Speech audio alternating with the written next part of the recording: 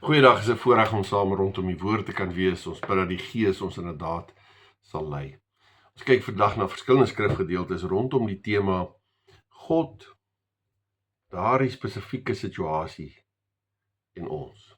En ons kyk hoe die Here ook deur die woord en spesifiek in die lewe van Dawid ook dit aan ons openbaar, hoe ons dit moet hanteer. Daai saamdink van God, daardie situasie en ons. Hoe reageer ek en jy in daardie situasie? Ons elkeen het moes maar daardie situasie in ons lewe. Daai ding wat ons gedagtes bietjie vashou. Daai ding wat die uitkoms is onduidelik en onseker, of iets wat ons normaal in ons normale manier van denke omgegooi het. Iets waarmee ons worstel. Dalk is dit persoonlike moeilike omstandighede of moeilike besluite wat ek moet neem, of dalk verkeerde keuses en die gevolge daarvan waarmee ek nou sit. Dalk is dit net die roeping, die worsteling met die roeping wat ek het as gelowige en as kerk. Hoe reageer ons in daardie unieke situasie van ons lewe, wat verskil van persoon tot persoon? Maar hoe reageer ons en hoe maak ons keuses in daardie situasie? Wat is die belangrikste oorweging wat ons optrede en ons keuses bepaal? Is dit dalk geld? Hoe gaan dit my finansiëel raak? Of hoe gaan dit my posisie raak? Hoe gaan dit vir my moeilik wees? Wat gaan ek moet opoffer? Wat gaan ek daaruit kry? Gaan ek vervulling beleef in die of daai keuse wat ek maak? Wat sal mense sê? Wat sal die gepaste en waardige gedrag en optrede wees? Hoeveel tyd gaan dit vat?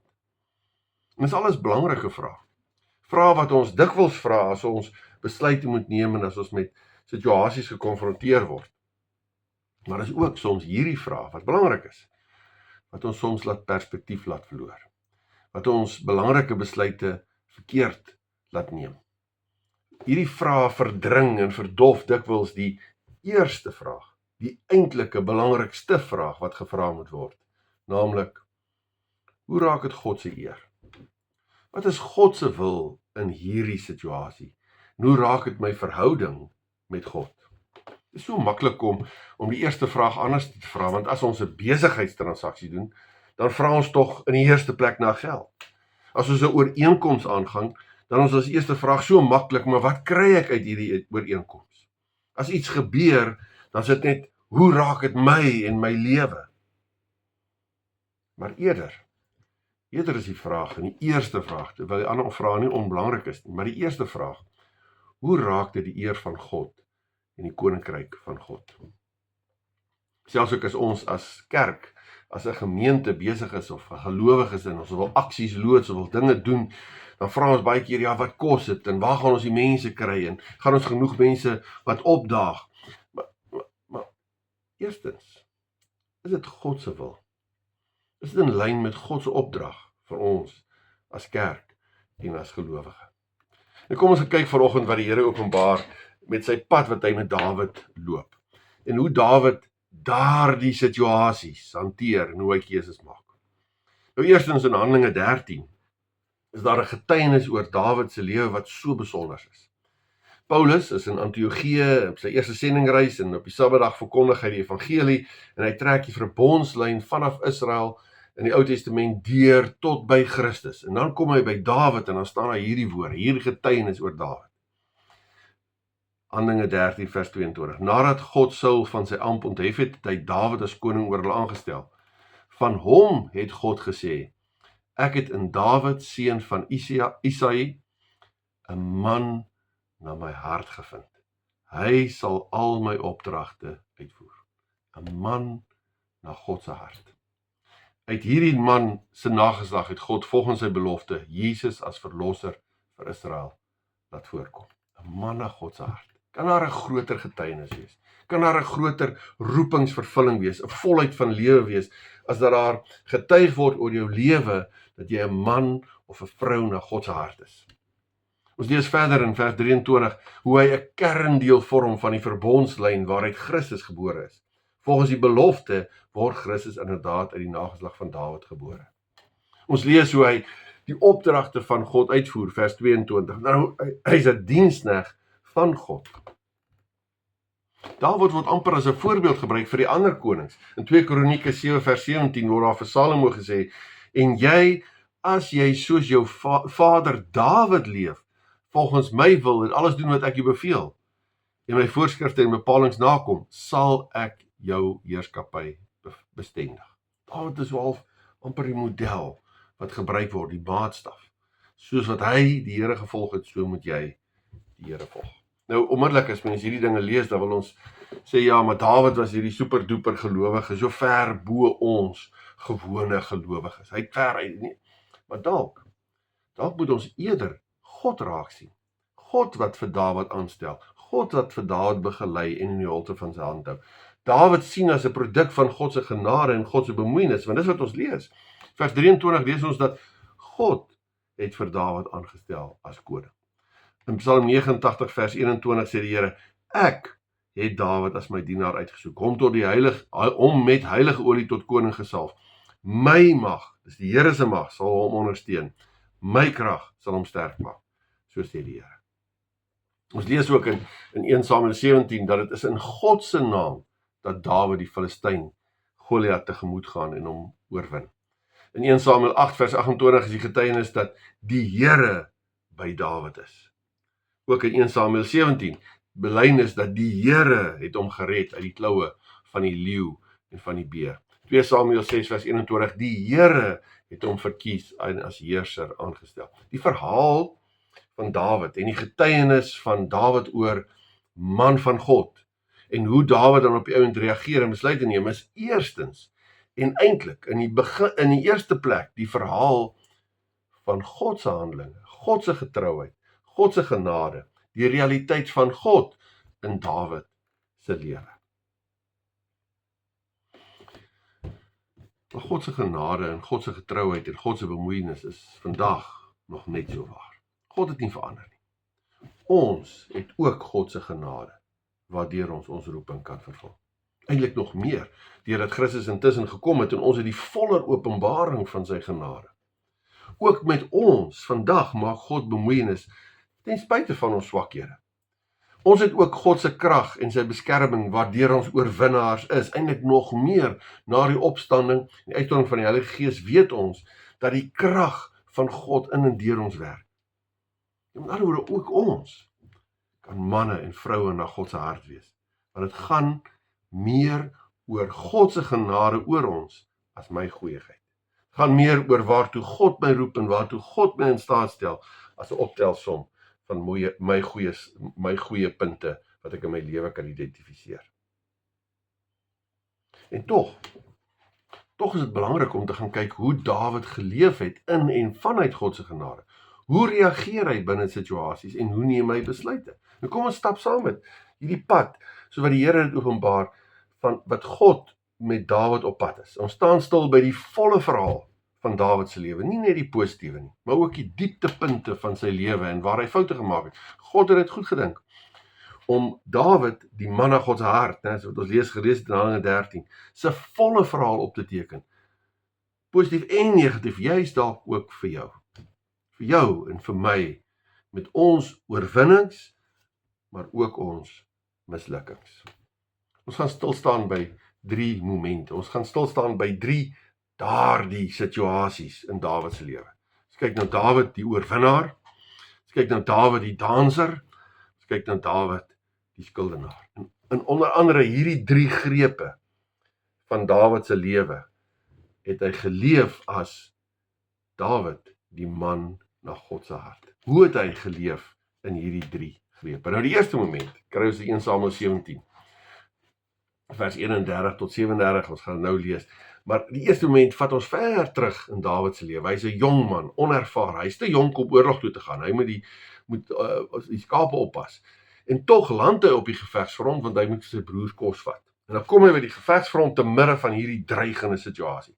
Daar's Goliat, nogal 'n fris mannetjie, 3 meter hoog, en hy is besig om in sy grootheidswaan die volk van God en God self te verkleineer en uit te daag. En wat gaan Dawid doen? Hoe gaan Dawid reageer binne hierdie unieke situasie waarop hy instap? Kom ons lees 1 Samuel 17.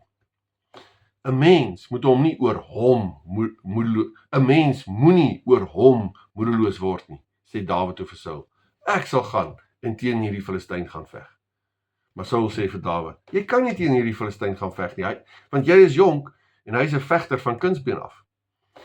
Toe sê Dawid vir Saul, as ek die kleinvee vir my pa oppas, en dan kom 'n leeu en 'n beer en dra 'n lam weg uit die kudde, gaan ek agter hom aan, slaan hom dood en red die lam uit sy bek.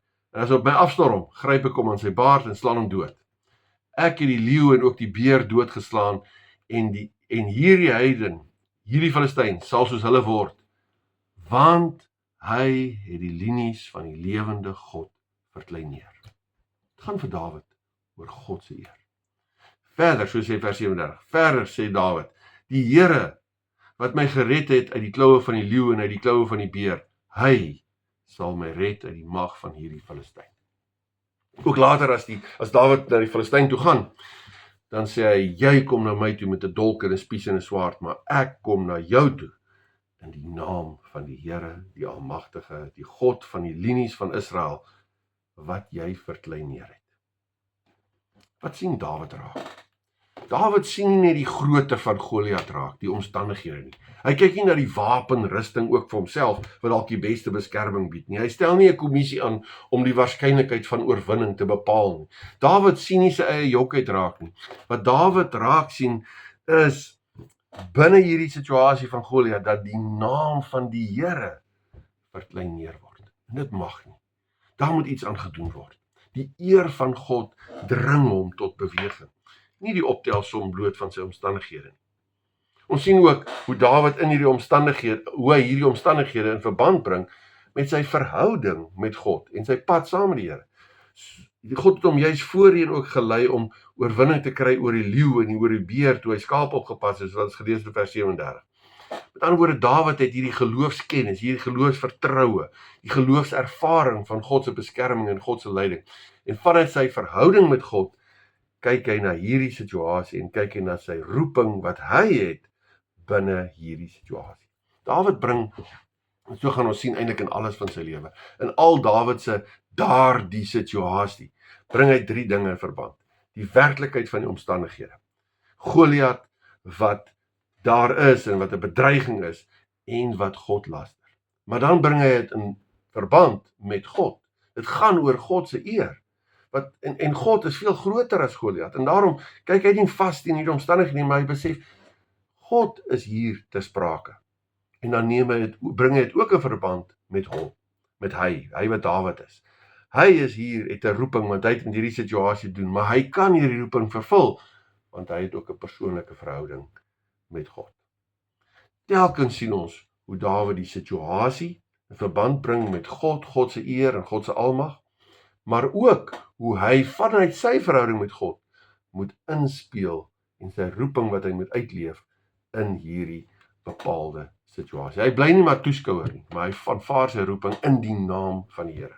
Hierdie 3 dinge bring hy verband met mekaar, maar alles word bepaal deur God. Ja, soms dan sien ons net die omstandighede raak.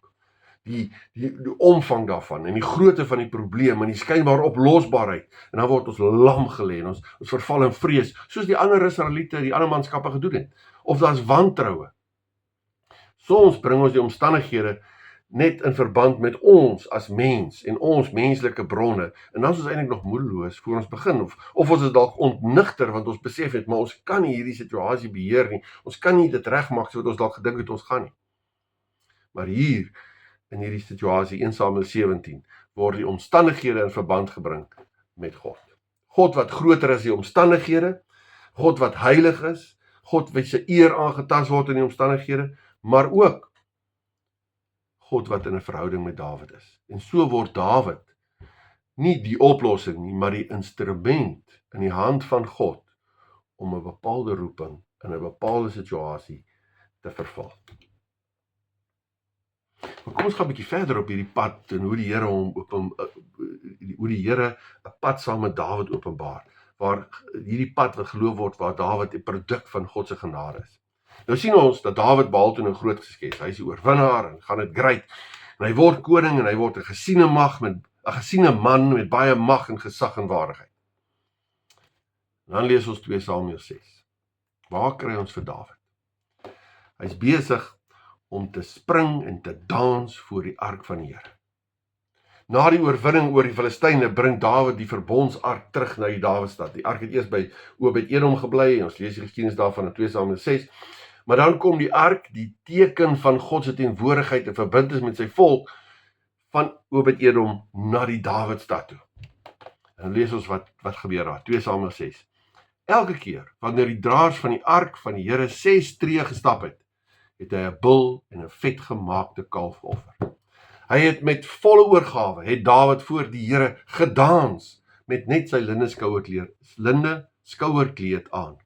Hy en die hele Israel het die ark van die Here met gejuig en onder die geklank van die ramshoring ingebring.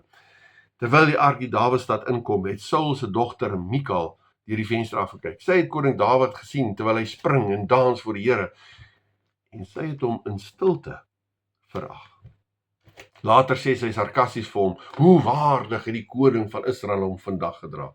Nou antwoord hy haar, vers 21. Maar hy het vir Mikal geantwoord, voor die Here wat my verkies het bo jou pa en sy familie, deur my aan te stel as heerser oor Israel, die volk van die Here, ja, voor die Here sal ek dans.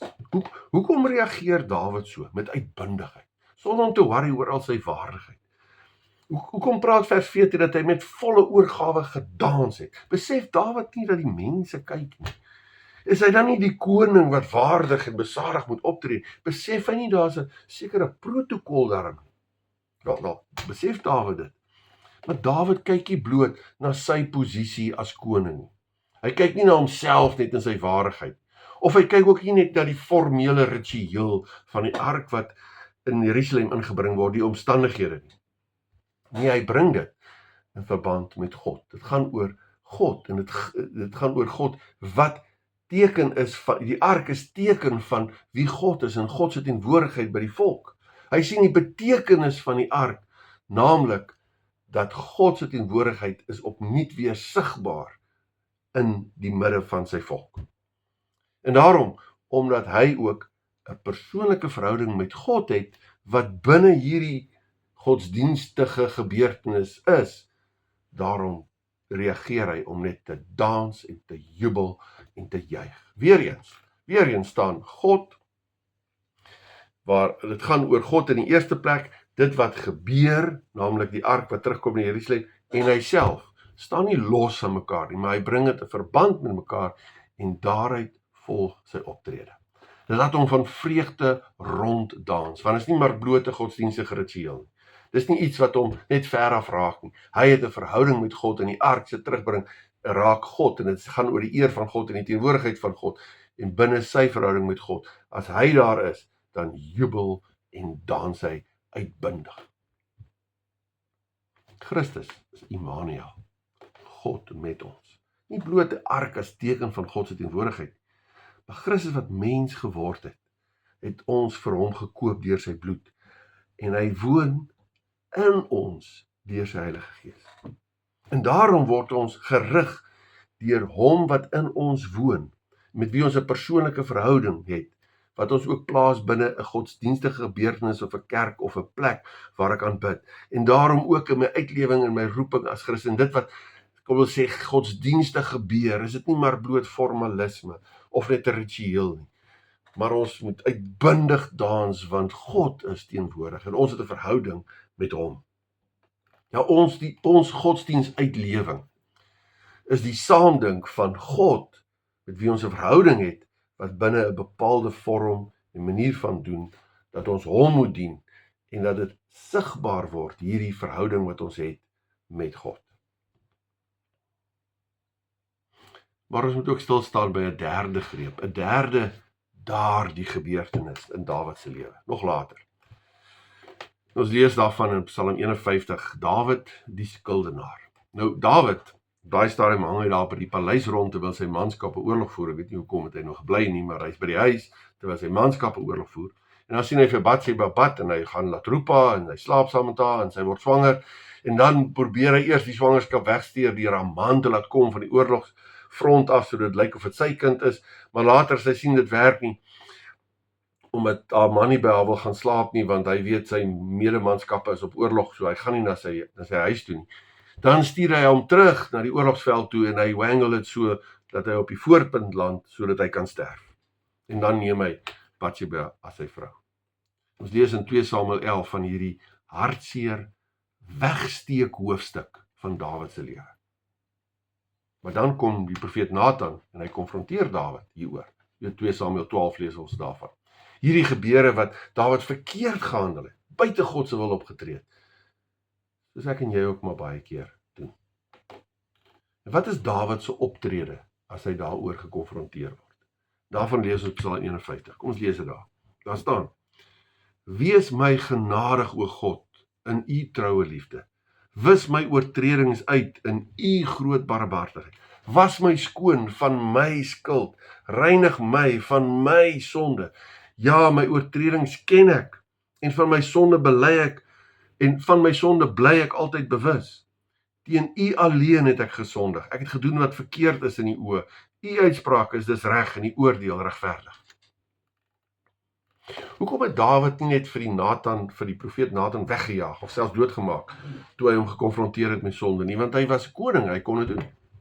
Hoekom het Dawid nie na die departement Openbaring betrekking gegaan om die minste negatiewe uitkoms van hierdie skandaal te bespreek nie?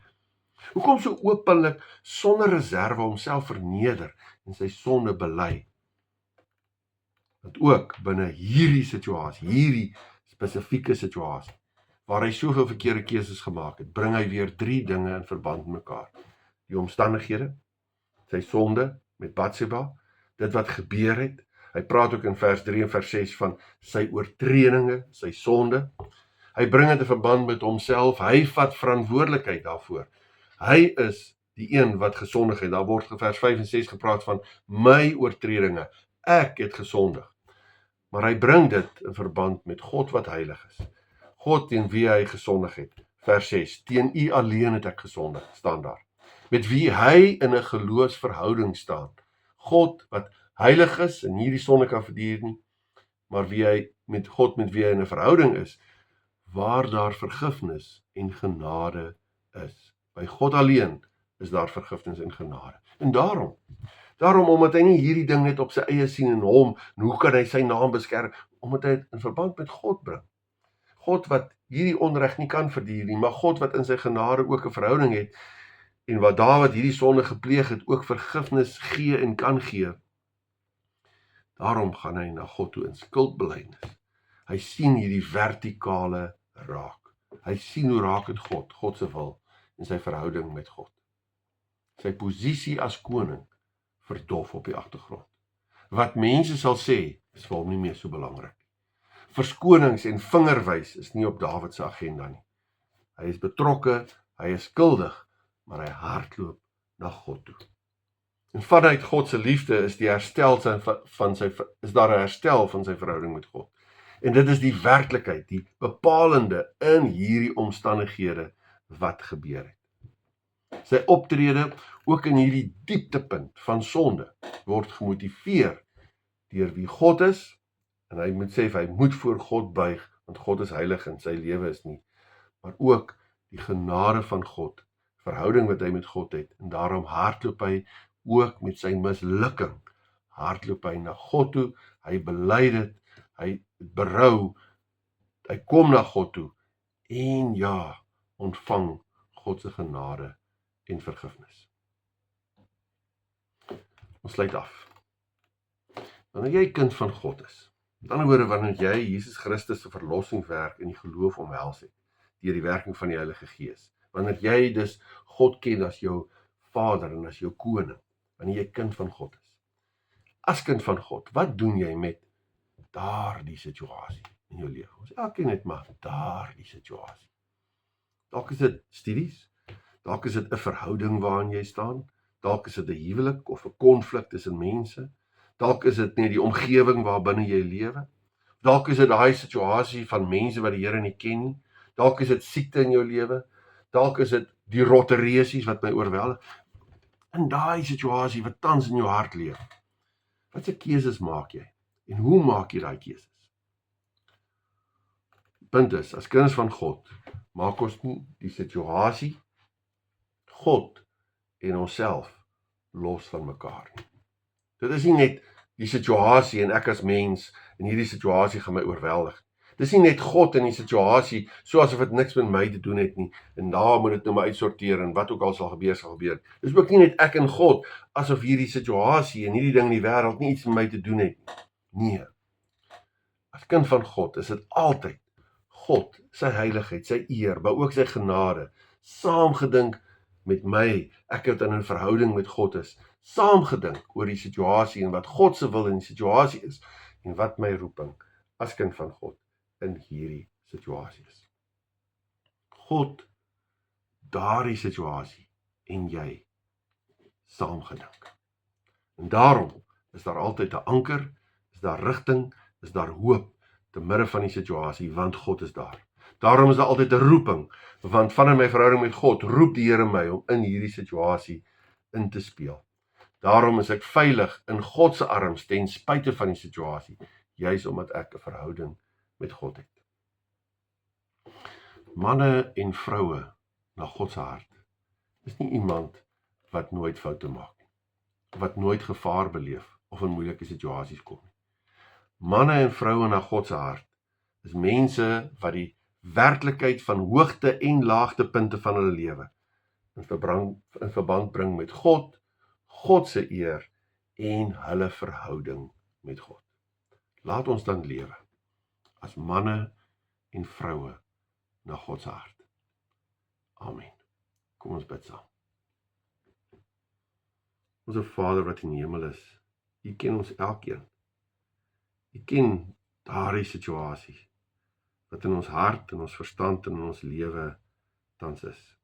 Here, U ken elkeen wat hierna luister, se situasie. Dit waarmee daai persoon dalk worstel en nie die uitkoms sien nie, of dalk die gevolge van dinge wat gekies is in die verlede. En ons bid vir mekaar vandag. Ons bid, Here, wil U die perspektief gee vanuit ons verhouding met U, sodat ons U wil in die situasie kan sien en ken, en dat ons kan ons roeping uitleef binne die bepaalde situasie wat U oor ons pad bring. Here, ons is U se. Ons wil dit nie op ons eie doen nie, ons kan dit nie op ons eie doen nie. Ons wil ook nie los staan van hierdie wêreld waarin U ons roep om sout en lig te wees nie. Ons wil maar net in U krag en in U naam wil U ons die Goliatte in ons lewens tegemoet hardloop. Wil ons, Here, na U toe hardloop wanneer ons gestruikel en val het. Wil ons, Here, met vreugde ook beleef hoe ons in ons verhouding net kan leef, ook te midde van 'n gebroke wêreld. Here, ons eer U as ons God, as ons koning, as ons Here, as ons verlosser, as ons vriend, as ons trooster en ons leidsman. Ons bid hierdie gebed alleen maar uit genade in die naam van ons Here Jesus Christus. Amen. Die genade van ons Here Jesus Christus, die liefde van God ons Vader, en die gemeenskap, die teenwoordig wees, die krag van die Heilige Gees, is en bly met U elkeen. Amen.